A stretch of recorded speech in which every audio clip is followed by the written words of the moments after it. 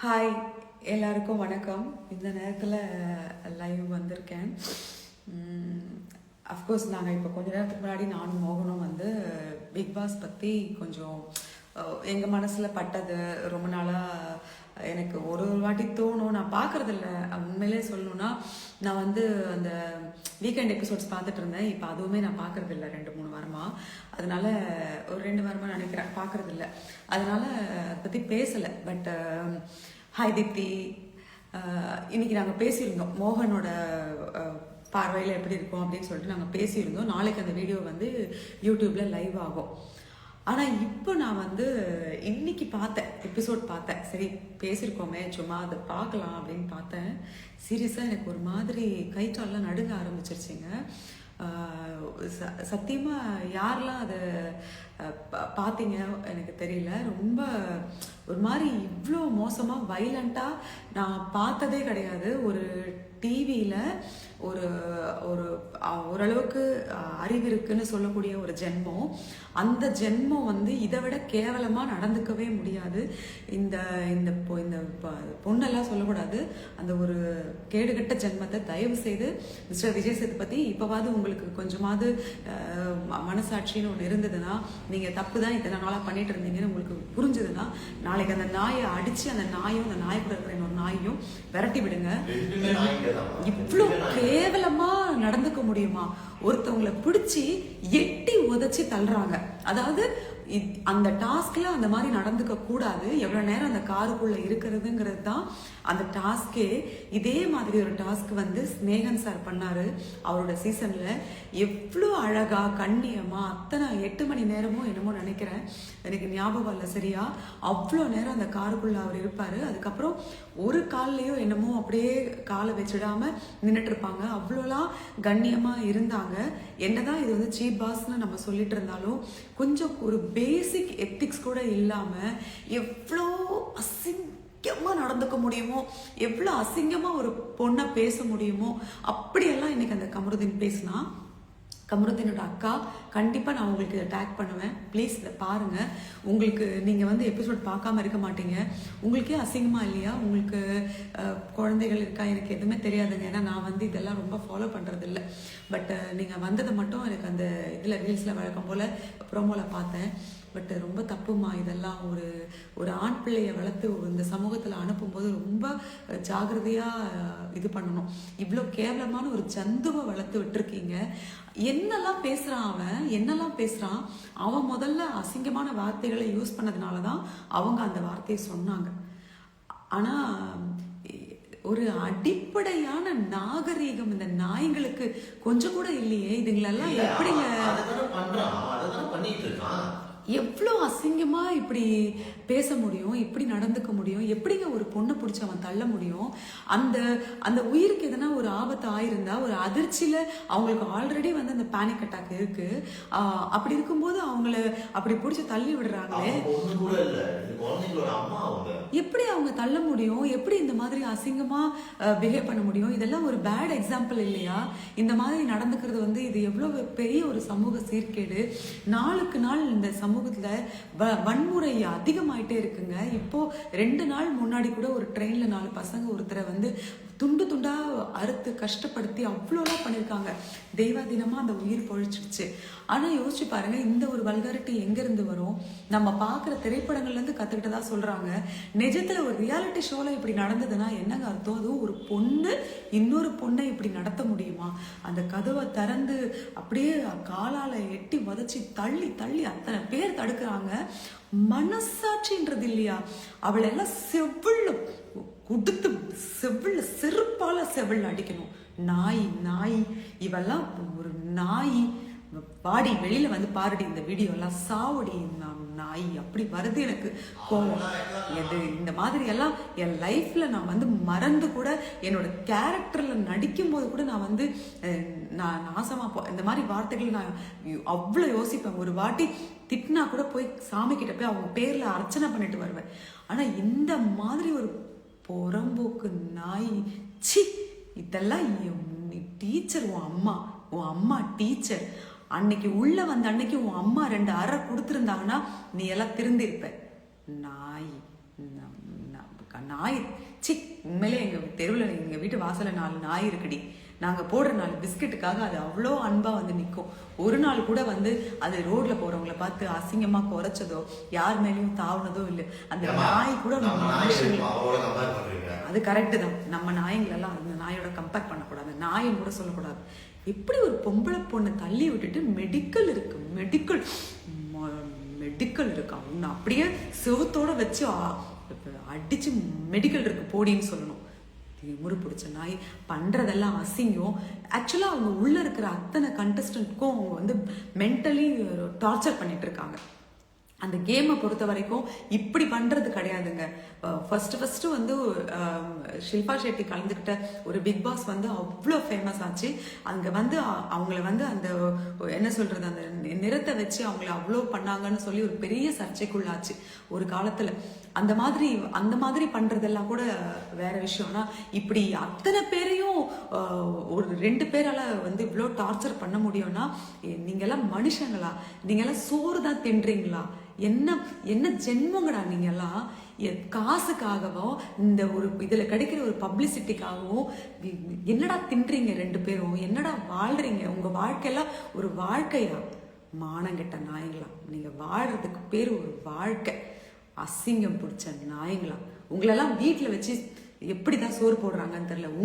உங்களை விட வந்து இந்த தப்பு பண்ற நாய்ங்க எவ்வளோ மேலு போல இருக்கு. மானங்கிட்ட நாயங்களா. இத்தனை 65 கேமரா பார்த்துக்கிட்டு இருக்கு. ஒரு பொம்பளை 2 குழந்தைங்களுக்கு அம்மா, யாரா வேணா இருக்கட்டும், அவங்க குழந்தை பெத்துக்காதவங்களா கூட இருக்கட்டும், யாரா வேணா இருக்கட்டும், பிசிக்கலி அவங்க ரொம்ப ஸ்ட்ராங்கா கூட இருக்கட்டும், அப்படி பிடிச்சி தள்ளி விடுறதுக்கு நீங்க யாரா? காலை ஒரு விரல் உடஞ்சா கூட யாரா கொடுக்கறது? அது இதுதான் அந்த கேம் ஷோல நீங்க பண்றீங்களா? பேன் பண்ணணும் இந்த கேம் ஷோவை. இந்த கேம் ஷோவையே பேன் பண்ணணும் எல்லாரும் சேர்ந்து. கல்லை விட்டு அரிஞ்சு மொத்த பெரிய வெளியே வாங்கினாலும் இழுத்துட்டு வரணும். துப்பிட போறேன். எனக்கு அவ்வளோ ஆத்திரம் வருது பார்த்ததுல இருந்து. அந்த பார்வதி மூஞ்ச பார்த்தாலே இப்படி செவில்ல குடுக்கணும் போல வருது. என்ன திமிரு! நீ எல்லாம் எப்படி ஒரு வீட்டுல போய் வாழ்வ? நாயே நாயே நாயே நாயே, நீ எல்லாம் எப்படி போய் வாழ்வ ஒரு வீட்டுல? உன்னெல்லாம் யாரடி நம்பி விடுவா? அந்த அவன் ஒரு எச்சக்கால நாயி, மூஞ்சி முகரக்கட்டையும் பரதேசி பண்ணாட நாயி. உன்னெல்லாம் யாரா இனிமே சீரியல்ல வாய்ப்பு கொடுப்பா? உனக்கெல்லாம் எச்சக்கல நாய் கொடுப்பாங்க. இந்த மாதிரி நாய்களுக்கு தான் உட்கார்ந்து இருக்காங்க காத்துக்கிட்டு. இந்த நாய்ங்கெல்லாம் வெளியில வந்தா இன்னும் இதுங்களை போய் ரிப்பன் கட் பண்றதுக்கு கூப்பிடுவாங்க பாருங்க. அப்பா, அது இன்னொரு கேவலத்தோட உச்சக்கட்டம். அது இன்னும் இந்த நாய்களை கூட்டிட்டு போய் ரிப்பன் கட் பண்றதுக்கும் ஸ்கூல்ல குழந்தைங்களுக்கு பரிசு கொடுக்கறதுக்கும் அப்படியெல்லாம் செஞ்சு பாருங்க. அன்னைக்கு இருக்கு கிழிக்கிறேன் போட்டு நல்லா. மானங்கெட்ட நாய்ங்களா, சி! என்ன கத்துக்கிட்டு வந்திருக்கீங்க? மனுஷன்டா அந்த சபரி, வினோத், அவங்க எல்லாம் மனுஷங்க. திவ்யா அவங்க நார்மலா அவங்க கத்துறது எனக்கு பிடிக்கவே பிடிக்காது. ஆனா இன்னைக்கு அவங்களுக்கு வந்தது பாருங்க ஒரு வெறி. அவங்க நிஜமா சொல்றேன், அந்த இடத்துல நான் இருந்திருந்தேன்னா எனக்கு நான் எப்படி கத்துவனோ அப்படிதான் கத்துனாங்க. நிச்சயமா மனுஷங்களா இருக்கிற யாரா இருந்தாலும் கோபம் வரும்.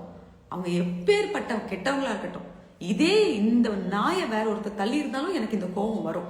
அது என்னங்க ஒரு ஹியூமனிட்டி இல்லாம நடந்துக்கிறது, ஒரு பேசிக் ஹியூமனிட்டி இல்லாம நடந்துக்கிறது. 2 நாள் முன்னாடி வரைக்கும் அவங்க கிட்ட அடைக்கலமா கிடந்த நாய் தானே நீ. அவன் உன்னை காரி துப்பி அடிச்சு பிச்சு. மானங்கெட்ட நாயை, இவளையெல்லாம் எந்த வீட்லயும் சேர்த்துடாதீங்க, குடும்பம் அழிஞ்சு போயிடும். மானங்கெட்ட நாய். இதை பத்தி இன்னும் பேசக்கூட எனக்கு வாய் கூசுது. Mister Vijay Sethupathi sir, red card கொடுத்து 2 நாய்களையும் வெளியே துரத்தி விடுங்க, தலையில அடிச்சு. மானங்கெட்ட நாய்ங்க. அந்த நாய்களை இன்னும் உள்ள வச்சு இதுங்களுக்கு கேம்ஸ் ஒரு கேடு. கேம்ஸ் எல்லாம் வந்து தகுதி இருக்கிறவங்க தான் ஆடணும். இந்த நாய்களை உட்கார வச்சுக்கிட்டு செருப்பால் அடிச்சு வெளியில அனுப்புறீங்க நீங்க நாளைக்கு.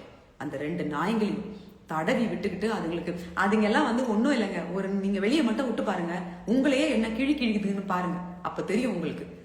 அதுக்கப்புறம் சும்மா இப்ப வந்து சார் சார் சார் ஐயோ சார்ன்னு சொல்றதெல்லாம் இதுக்குதான், மரியாதைலாம் கிடையாது. அவ ஒரு எச்சக்கலை புறம்போக்கு நாய். அவ காசுக்காகவும் பேருக்காகவும் என்ன வேணா செய்யற நாய். அந்த நாயெல்லாம் அடிச்சு செருப்பால் அடிச்சு துரத்தி விடுங்க. அவங்களுக்கு என்ன ஆச்சோ என்ன ஆகலையோ அதெல்லாம் வேற விஷயம்.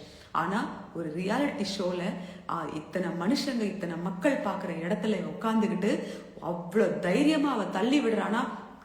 சொல்லுவாங்க தெரியுமா, வீட்டுல அடிக்காதவங்க வெளியில என்ன வேணா பண்ணுவாங்கன்னு சொல்லிட்டு அந்த ஜஷ்வந்த்னு ஒரு கொலைக்காரன் 9 வயசு 7 வயசு குழந்தை ஹாசினிய கொன்னு எரிச்சான் பாத்தீங்களா.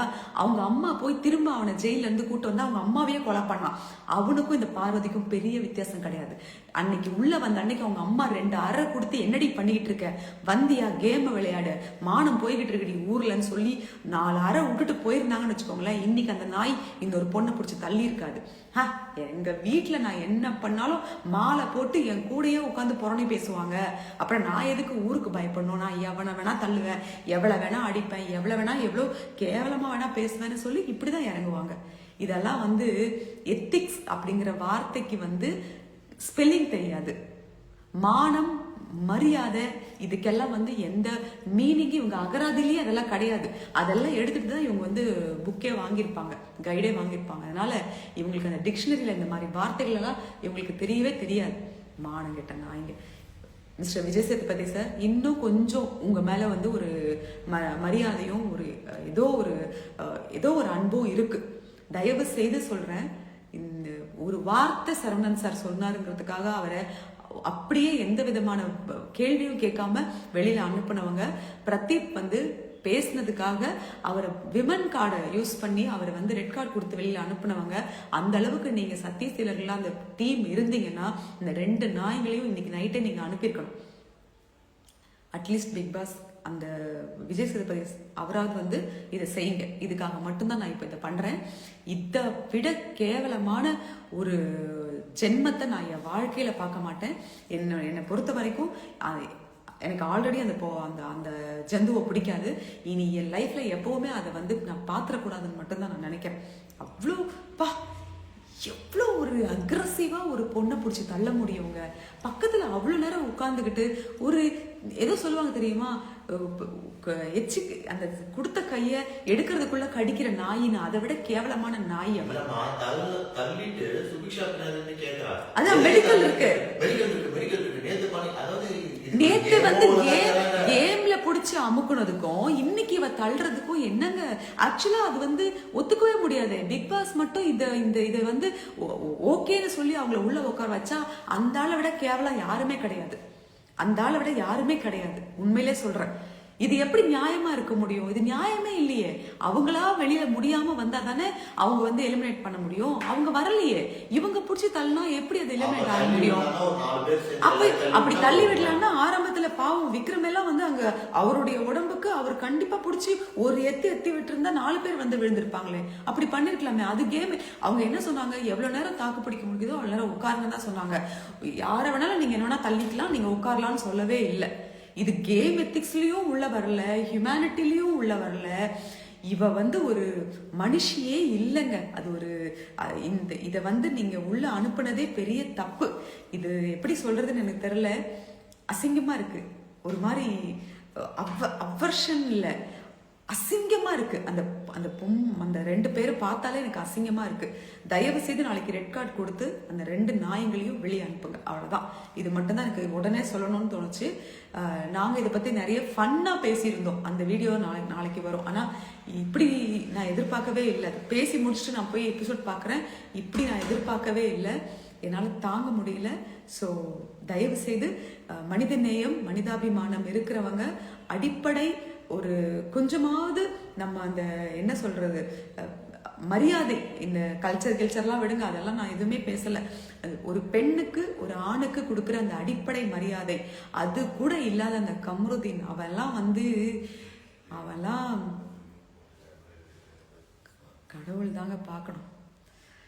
எனக்கு இன்னும் படபடப்பு அடங்கவே இல்லைங்க. சத்தியமா ஒரு மாதிரி படபடன்னு இருக்கு. உண்மையிலேயே அந்த குழந்தைங்க வீட்டுல ரொம்ப அழுதுருக்கும். அவங்க அம்மாவை அப்படி தள்ளி விடுறத பார்த்து அந்த குழந்தைங்க இல்ல அவங்களும் பேசியிருக்காங்க. சாண்ட்ராவும் கனியெல்லாம் பேசியிருக்காங்க. ஆனா அந்த கனியே இப்ப இருந்தா கூட அவங்க பதட்டப்பட்டிருப்பாங்க. அவங்க பேசுறதை விட உதச்சிருப்பாங்க, அவங்க அழுதுருப்பாங்க. சீரியஸாவே எனக்கு அவ்வளவு கஷ்டமா போச்சு. பேசுறது கூட விடுங்க, ஒருத்தர் பத்தி புறணி பேசுறது அது மனிதர்களுடைய இயல்பு. எல்லாரும் ஒரே மாதிரி இருப்பாங்கன்னு சொல்ல முடியாது. ஆனா இவங்க 2 பேரும் என்னைக்குமே தப்பு இல்லைங்க. டே 1ல இருந்தே இவங்க தப்பு தான். கம்ருதீன் ஆரம்பத்துல நான் அரோராக்காக தான் உள்ளேயே உட்காந்து வினோத் கிட்ட பேசினான். அவனெல்லாம் என்ன சொல்றது, அப்படிதான் பேசினான். அரோராக்காக தான் நான் உள்ளேயே வந்தேன், அரோராக்காக தான் உள்ளேயே வந்தேன். திடீர்னு அவனுடைய கேம் அப்படியே மாறி பார்வதி பின்னாடி போக ஆரம்பிச்சு அது ஏதோ போச்சு எல்லாமே. வந்து இந்த மாதிரி நிகழ்ச்சிகள் வந்து சமூக சீர்கேடு, சமூக ஆர்வலர்கள் ஒரு பீப் சாங்குக்கு வந்து கொடி பிடிச்சிக்கிட்டு ஒருத்தருடைய கெரியரையே காலி பண்ற மாதர் சங்கங்கள், நீங்க எல்லாம் தூங்கிட்டு இருந்தீங்கன்னா ப்ளீஸ் எழுந்து வாங்க. ஒரு பொண்ணை இந்த மாதிரி ஒரு கேம் ஷோங்கிற பேர்ல இவ்வளோ மோசமா நடத்துறாங்க. நாளைக்கு அவங்களுக்கு ஏதோ ஒரு பாதிப்பு வந்ததுன்னா அது யாரை சாரும், எப்படி இந்த சமூகத்துக்கு வந்து ஒரு கெட்ட ஒரு விஷயம் நடந்துதான் க்ளோஸ் பண்ணணும்னு கிடையாது, ப்ரிகாஷன் ஆக்டிவிட்டின்னு இருக்கு. ஸோ அது கூட நம்ம பண்ண முடியும். தயவு செய்து இதுல இருந்து இந்த 2 நாய்களை துரத்தி அடிச்சு விரட்டுங்க. அவ்வளவுதான் எனக்கு தெரிஞ்சதெல்லாம். நான் ஏதாவது தப்பா சொல்லியிருக்கேன்னா நீங்க வந்து கமெண்ட்ல தாராளமா சொல்லலாம். நான் கமெண்ட் பாக்ஸ் ஆஃப் பண்ண மாட்டேன், ஏன்னா எனக்கு எந்த பயமும் கிடையாது. ப்ளீஸ் நான் கடவுள்கிட்ட வேண்டிக்கிறேன், அந்த குழந்தைகளுக்காக சாண்ட்ராக்கு எதுவும் இருக்கக்கூடாது, நல்லா இருக்கணும். ஏன்னா ஆல்ரெடி அவங்க மனசளவில் ரொம்பவே உடைஞ்சுதான் போயிருக்காங்க நேற்றுலேருந்து. வாட் எவர் அவங்க எவ்வளோ இதுவாக பேசியிருந்தாலும் பேசுறதெல்லாம் ஒரு விஷயமாங்க. நம்மளை சுற்றி எத்தனை பேர் நம்மளை பற்றி பேசுவாங்க, புரணி பேசுவாங்க, கோவம் வந்தால் பேசுவோம், அதெல்லாம் விடுங்க. இப்போ மனுஷங்களோட இயல்பு, அதெல்லாம் நம்ம சொல்லக்கூடாது. ஆனால் நம்ம யார் நம்புகிறோமோ அவங்க நம்மளை வந்து அடிக்கும்போது அவன் எவ்வளோ கெட்டவனாக இருந்தாலும் உடஞ்சி போயிடுவான் ஒரு நிமிஷத்தில். அப்படிதான் இப்போ அவங்க ஆயிட்டாங்க. ஸோ அவங்களுக்கு வந்து எந்த இதுவும் ஆகாமல் அவங்க நல்லா இருக்கணும்னு நான் கடவுளை வேண்டிக்கிறேன். ப்ளீஸ் இதுக்கு ஒரு நல்ல முடிவாக எடுக்கணும். தயவுசெய்து முடிஞ்ச அந்த கன்றாவியை நிறுத்துங்க. எந்த நாய்க்கும் கொடுக்க வேணாம். இப்போ நிஜமாவே சபரி எல்லாம் வந்து ஃபைனலுக்கு வருவாரான்னு எனக்கு தெரியல. அந்த நல்ல மனுஷன் வந்து தோற்று போகிறத விட, வினோத் மாதிரி ஒரு என்டர்டெய்னர் வந்து தோற்று போகிறத விட, சுபிக்ஷா மாதிரி தன்னுடைய கம்யூனிட்டி ஜெயிக்கணும், தன்னை சார்ந்த ஒரு கூட்டம் ஜெயிக்கணும்னு ஆசைப்படுற ஒரு வெறியோடு வாழ்கிற ஒரு பொண்ணு விக்ரம், அட்லீஸ்ட் விக்ரம் ஒரு என்டர்டெய்னர். ஸோ இந்த மாதிரி நல்லவங்க மத்தியில் திவ்யா ஏதோ நல்லது பண்ணணும்னு நினச்சி உள்ளே போய் அது தெரியாமல் கத்திட்டு இருக்கு. ஸோ இந்த மாதிரி ஏதோ ஒரு வகையில் ஒருத்தரும் மாறுபட்டிருக்காங்க. அரோரா கூட தன்னோட வாழ்வியல்ல இருந்து கொஞ்சம் தன்னை வந்து மாத்திக்கணும். எவ்வளவு புத்திசாலி. முதல் 2 ரவுண்ட் அந்த பொண்ணு பார்க்கும்போது எவ்வளோ விஷயங்கள் தெரிஞ்சிருக்கு. பாவம் அவங்கவுங்களோட சூழ்நிலை அது ஏதோ தப்பா போடுறாங்க, அதுக்காக அவங்க தப்பானவங்க இல்லை. ஆனால் இந்த 2 நாய்ங்க மட்டும் மன்னிக்கவே கூடாது, அதுங்களை வந்து இருக்கவும் விடக்கூடாது. துரத்தி அடிங்க. கொஞ்ச நாளைக்கு அந்த நாயங்களுக்கு ரெட் கார்டு கொடுத்து மூளையில போட்டு வைங்க. சாரி, உங்கள் டைம் எல்லாம் நான் வந்து வேஸ்ட் பண்ணியிருந்தேன். நான் யாரோட கமெண்ட்டுமே படிக்கல, மன்னிச்சிடுங்க. எனக்கு நிஜமாவே என்னோட மென்டலி நான் வந்து ஒரு மாதிரி அஃபெக்ட் ஆன மாதிரி இருக்கேன்.